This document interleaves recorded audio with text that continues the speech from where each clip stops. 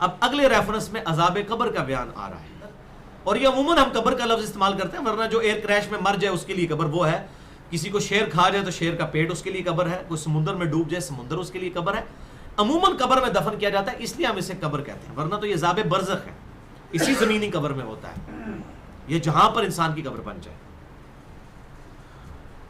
اور وہ عذاب قبر کا ذکر ہے سورۃ المؤمن میں، اسے سورہ الغافر بھی کہتے ہیں، عرب سے جو قرآن چھپتے ہیں وہاں پر یہ سورہ الغافر لکھا جاتا ہے۔ اس سورت کے دو نام ہیں، سورۃ المؤمن بھی ہے اور سورہ الغافر بھی ہے۔ الغافر سورت نمبر 40 ہے قرآن پاک میں، اس کی آیت نمبر ہے 46۔ اللہ تعالیٰ پرٹیکولرلی فرعونیوں کا ذکر کر رہا ہے، النار یعرضون علیہا غدوا وعشیا، وہ آگ ہے جس پر فرعونیوں کو پیش کیا جاتا ہے صبح اور شام۔ اللہ تعالیٰ فرما رہا ہے مسلسل وہ آگ پر پیش ہو رہے ہیں، حالانکہ بھی قیامت تو نہیں آئی، وہ کون سی آگ پہ پیش ہو رہے ہیں؟ مر چکے ہیں، وہ مرنے کے بعد کا عذاب ہے ان پر، اس کو آپ عذاب قبر کہہ لیں، عذاب برزخ کہہ لیں، کوئی سا عذاب کہہ لیں، صبح و شام آگ پر فرعونی پیش کیے جاتے ہیں۔ اور اسی آیت کو امام بخاری نے بھی عذاب قبر والے باب کے اوپر ہیڈنگ بنایا قرآن سے، انہوں نے بھی دلیل پکڑی ہے کہ عذاب قبر پہ یہ دلیل ہے۔ وَيَوْمَ تَقُومُ السَّاعَةُ، اور جب قیامت آئے گی، اُدْخِلُوا آلَ فِرْعَوْنَ أَشَدَّ الْعَذَابِ، تو اس وقت فرعونیوں کو، فرعون والوں کو داخل کیا جائے گا بڑے عذاب میں۔ اس کا مطلب ہے بڑا عذاب تو ہونا ہے قیامت کو، اس سے پہلے صبح شام کوئی اور عذاب بھی ہو رہا ہے ان کو۔ وہ کون سا عذاب ہو رہا ہے؟ وہ تیسری عذاب کی قسط ہے جو قبر میں ہونی ہے۔ وہ قبر جو ہے وہ ہاتھی، اس کا شیر کا پیٹ بھی بن سکتا ہے، وہ قبر جو ہے وہ مٹی کے اندر بھی ہو سکتی ہے، وہ ایئر کریش میں بھی ہو سکتی ہے، اور وہ سمندر کے اندر بھی ہو سکتی ہے۔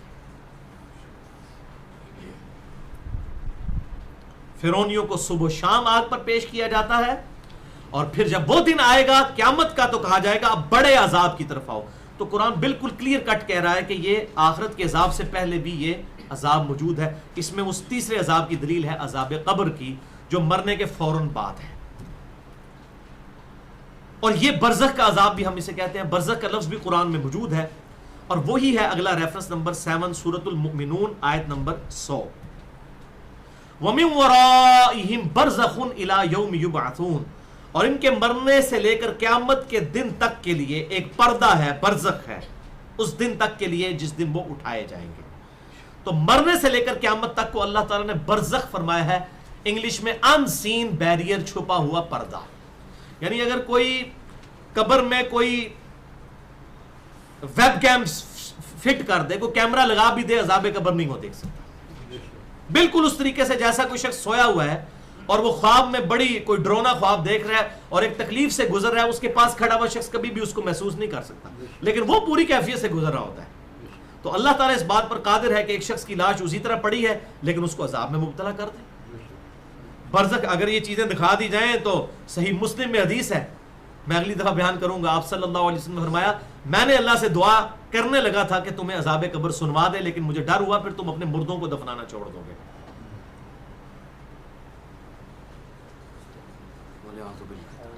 صحیح بخاری میں حدیث ہے کتاب الجنائز میں اگلی دفعہ بیان کروں گا کہ جب مردے کو، میت کو قبرستان لے کے جا رہے ہوتے ہیں، چارپائی پہ رکھا ہوتا ہے، وہاں پر وہ مردہ بولتا ہے، انسانوں اور جنوں کے علاوہ ہر مخلوق اس کو سنتی، انسان جن سن لیں بندے کے پتر بن جائے، لیکن اللہ تعالیٰ نے پردہ رکھا ہے نا، ان الذین یخشون ربهم بالغیب لہم مغفرۃ واجر کبیر، جو بغیر دیکھے اپنے رب سے ڈرتے ہیں ان کے لیے اجر، دیکھ کے تو سب نے مان لینا ہے، دیکھ لینا، وہ موت کے وقت سورہ النحل میں آتا ہے، فرشتے کہتے ہیں ہم جب آتے ہیں تو وہ بندے کا جو اللہ تعالیٰ کے مجرم ہیں وہ کہتے ہیں کہ ہم کوئی دنیا میں برے کام، اس ٹائم تو وہ تو موت کے وقت ہی مان لیں گے، لیکن تک کے منے تو کی منے اس وقت تو سب۔ تو صحیح بخاری میں حدیث کہ آپ صلی اللہ علیہ وسلم نے فرمایا مردہ اس وقت میت پر کلام کرتا ہے، اگر نیک ہوتا ہے تو کہتا ہے جلدی جلدی مجھے لے جاؤ میرے مقام کی طرف، اور اگر برا ہوتا ہے تو مجھے کہتا ہے مجھے کہاں لے کر جا رہے ہیں، مجھے مت لے کر جاؤ۔ اعوذ باللہ تعالی۔ تو یہ برزخ ہے، ان سین بیریئر۔ یہ دو ٹرمنالوجیز ہم انگلش میں بھی استعمال کرتے ہیں، ٹائم اینڈ سپیس۔ اردو میں ہم اسے اور عربی میں ظرف زمان اور ظرف مکان کہتے ہیں، ٹائم اینڈ سپیس۔ سپیس وہ جگہ ہے جہاں پر وہ اعمال ہو رہے ہوتے ہیں، اور ٹائم وہ وقت ہے جو ان پر گزر رہا ہوتا ہے۔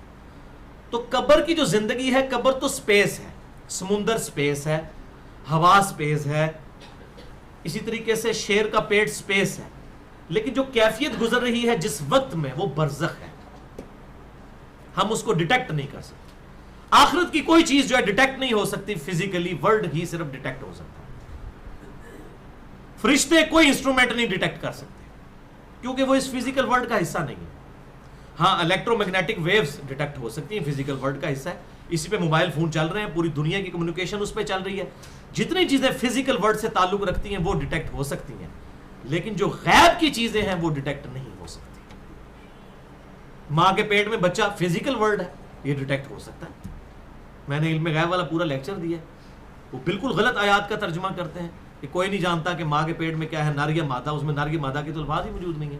علم غیب کی ڈیفینیشن ہی بالکل ڈیفرنٹ ہے۔ مسئلہ نمبر 6A اور 6B ہے علم الغیب سے متعلق۔ بہرحال تو یہ سپیس ہے اور ٹائم ان پر برزخ کا گزر رہا ہے جو ہم ڈیٹیکٹ نہیں کر سکتے، کوئی بھی انسٹرومنٹ اس کو ڈیٹیکٹ نہیں کر سکتا۔ اس پہ یہ ساری کیفیت ہوگی، ہو سکتا ہے ہمیں قبر کھودے ہڈیاں نظر آئیں، لیکن اللہ تعالیٰ نے اس پہ وہ کیفیت طاری کی ہوئی ہوگی۔ ہمارے ساتھ فرشتے موجود ہیں، قرآن پاک میں بھی ذکر آتا ہے فرشتے نازل ہوتے ہیں، اس دنیا پہ آتے ہیں، لیکن فزیکلی ہمیں نظر نہیں آتے، نہ ہم ان کو ڈیٹیکٹ کر سکتے۔